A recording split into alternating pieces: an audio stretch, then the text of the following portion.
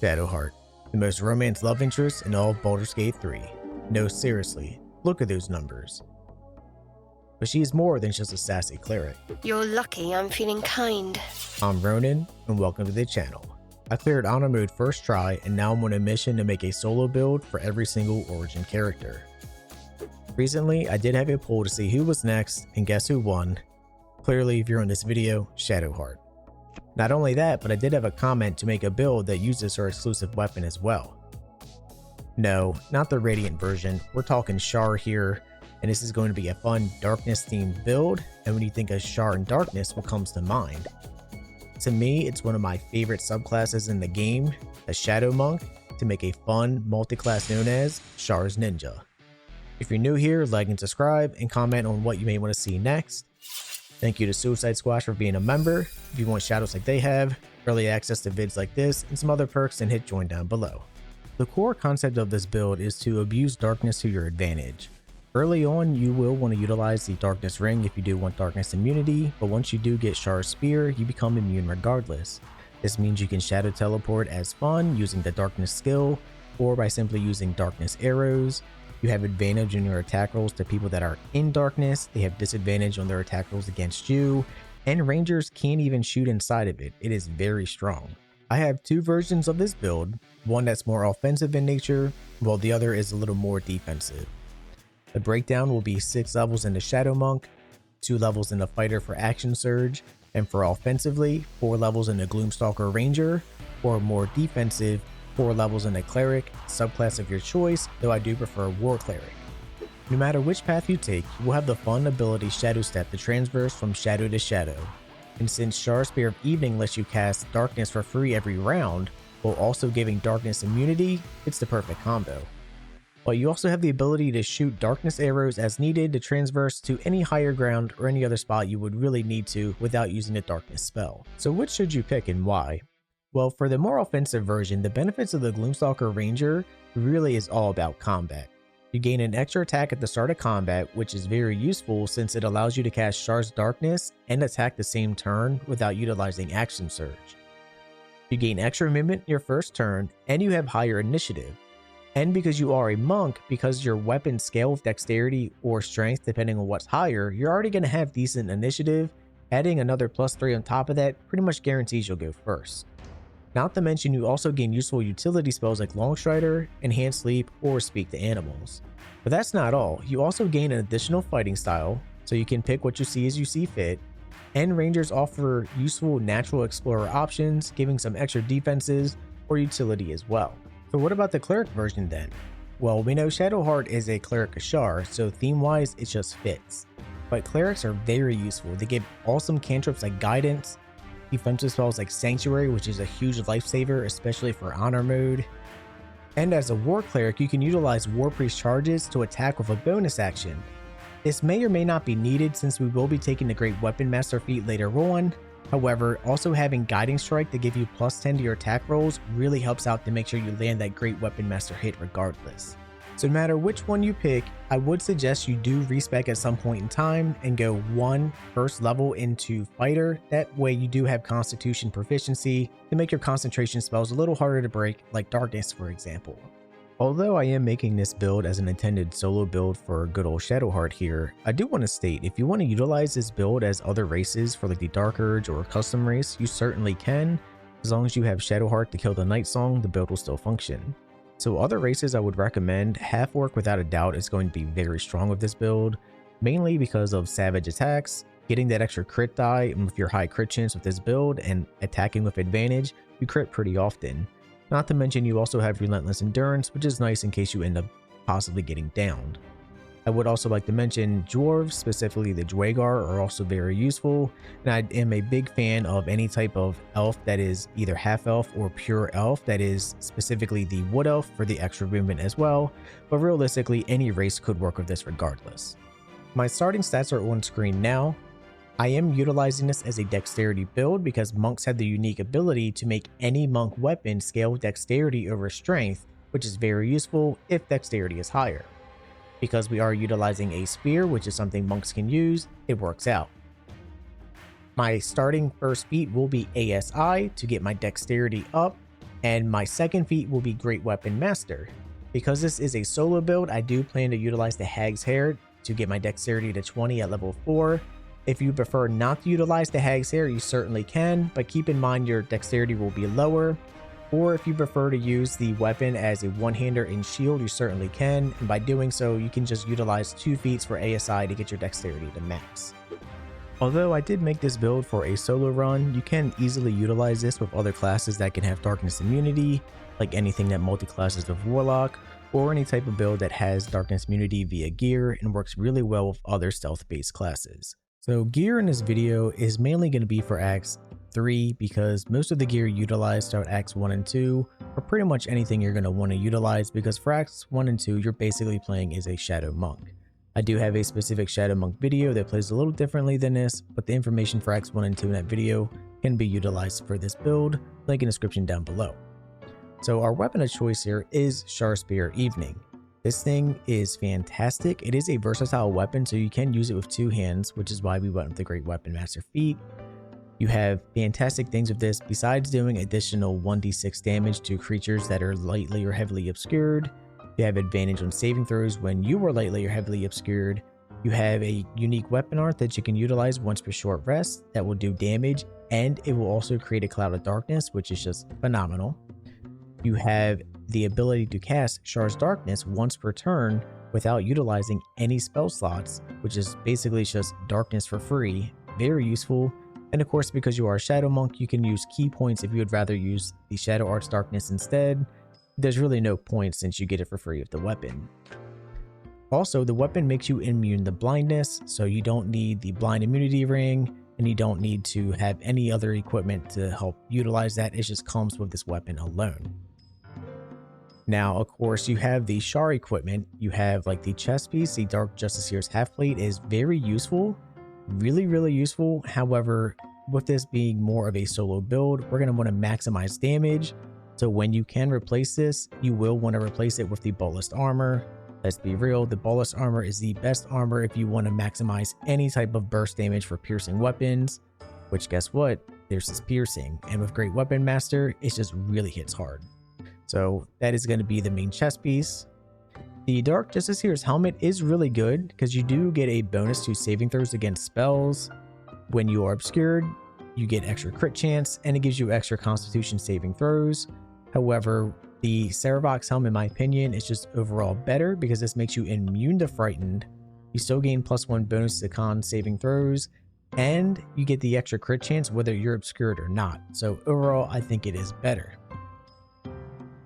Now, the gauntlets, the Dark Justiciar's gauntlets that you get for killing the Night Song are really useful. It's just an upgraded version. You get extra 1d4 necrotic damage on your weapon attacks, but you do gain the Necromancy spell, Beckoning Darkness. This is a bonus action that you can use once per turn. It is really cool because you just essentially use it on the enemy, and if they enter or start their turn in lightly or heavily obscured areas, they take necrotic damage. This is awesome because you have so many different ways to create darkness. Now, the ring choices here are going to be realistically up to you. I really like the combination of Snowburst ring with the Shadow Cloaked ring. The reason for that is the Snowburst ring, if you utilize the Drakethroat Glaive, you can put cold on your weapon and create ice fields on the ground.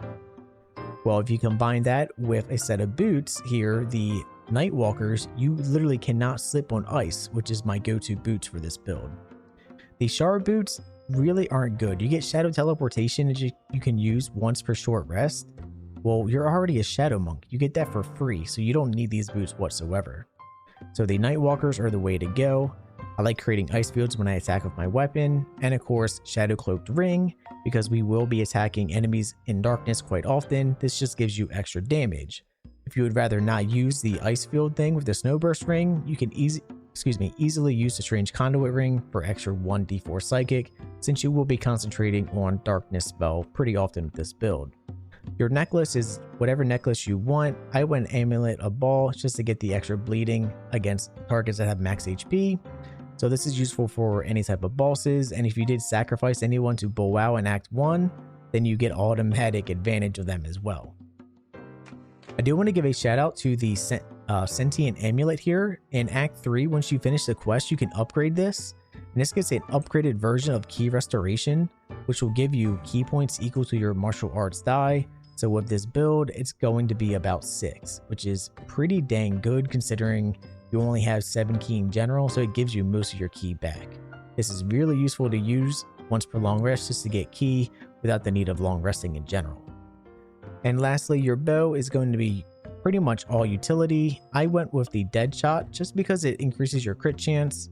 It does good damage, it has the bonus of keen attack, and because we did multi-class with Ranger, assuming you went with the burst version of this, I went with the archery fighting style, so I also can attack from range if I needed, and Arrows of Darkness are very useful to set up dark fields without the need of the darkness spell. And for anyone wondering when it comes to how to actually enchant your weapon, I'm going to take my weapon and drop it on the floor. We're going to take the Drakethroat Glaive, equip it, you'll get the bonus here. So I'll walk up to my weapon and I'm going to use cold on it, that way it gets cold damage. And now I will have this buff until my next long rest, and you can see the modifier does extra 1d4 and it gets an extra weapon enchant as well, giving it extra chances to hit as well, which is pretty dang useful. Alright, so let's go ahead and showcase how combat would work. Because we do have minor illusion from the Shadow Monk specifically, this is a great way to kind of gather enemies around. I can use my speed potion, center turn-based mode, and I'm going to use Shar's Darkness right here on everybody. They are all blinded. I'm in combat. My stealth failed, but realistically, it doesn't even matter. When I go to attack, when I go inside here, I'm going to get automatic advantage on all these enemies. Or I could simply use my bonus action if I wished, and with my bonus action, I can teleport to the enemy as well. So let's go ahead and teleport in. Now I am going to use the Dread Ambush or Melee to open up on the enemies here. We'll open up on this one first. I'm going to get the auto crit. He's dead. We're going to go ahead and follow up with just a regular attack on this enemy here. They're gone. That was 70 damage, non-crit by the way. That's a lot of damage. You can see how absolutely powerful this build is. It is unreal how much damage you do. That was a crit? I don't know if that was a crit or not. I can't actually tell, but that seems pretty weak overall. Now we'll attack you. And just like that, I literally killed everyone right there. But I do have Action Surge I can use as well if I want to go again, which is what we're going to do. And how about we use Edge of Darkness on this enemy up here just to create a darkness field around him without the need of casting anything else again. And that's pretty much how the build works, guys. You do some mega damage with this build. You can see I just completely raffle stomped everybody, no issues, but it's very powerful. But maybe, you don't want to open up with darkness. What other ways can you open up then? Well, let's take a look at that next. Now I do want to showcase another scenario. Instead of opening up with darkness, which I think is arguably the best thing to do, we're just going to use Edge of Darkness instead and open up on the enemies here.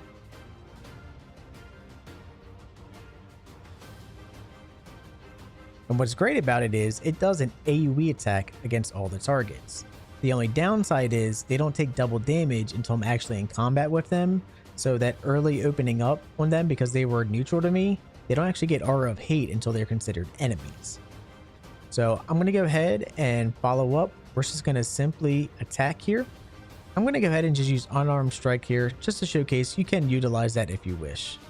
Doesn't do nearly as much damage though, so do keep that in mind.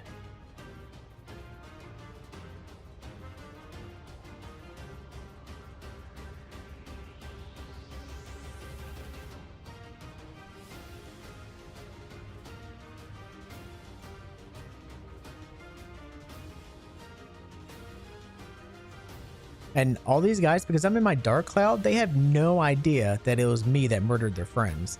Isn't that crazy?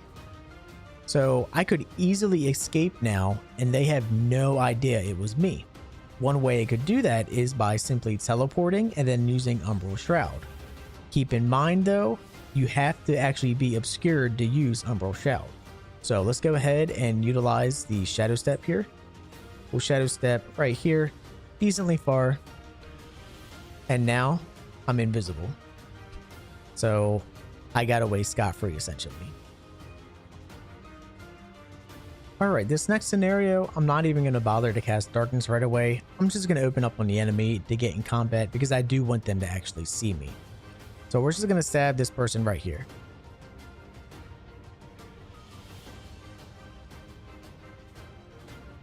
Alright, so now that I'm in combat, she got knocked prone because of the ice field, which is why I really like the Snowburst ring. But now I am going to utilize Shar's Darkness here for a few different reasons. A, we have the ranger down here who is aggroed. They can't shoot into darkness whatsoever. And I did want to showcase Beckoning Darkness as well. So he has Beckoning Darkness, so when it's his turn, he will end up getting extra necrotic damage, which is cool, and it lasts for 2 turns. And because I am a ranger Gloomstalker, I still get the extra attack regardless, which is really nice. Which is what we're going to utilize now to kill this guy. So that was a good 78 damage for free for literally just attacking. Her down here, I want to kill her now, so I am going to go ahead and use my action surge. And we're just going to attack her and kill her for fun. That's a lot of damage. And technically I could kill this person as well, but it's pretty much going to be the same scenario. So instead, how about we shoot outside of the darkness, because I can shoot outside of it, but they can't shoot inside since I'm immune to blindness.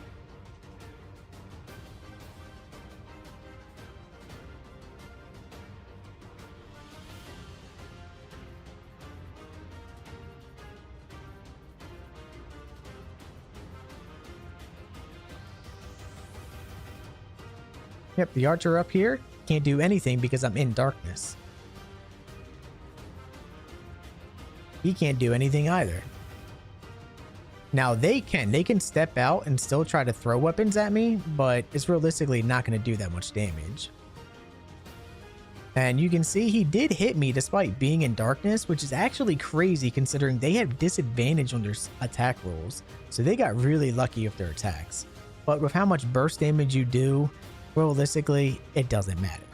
So let's go ahead and just finish these guys off then. I'm going to use my bonus action Great Weapon Master to attack her.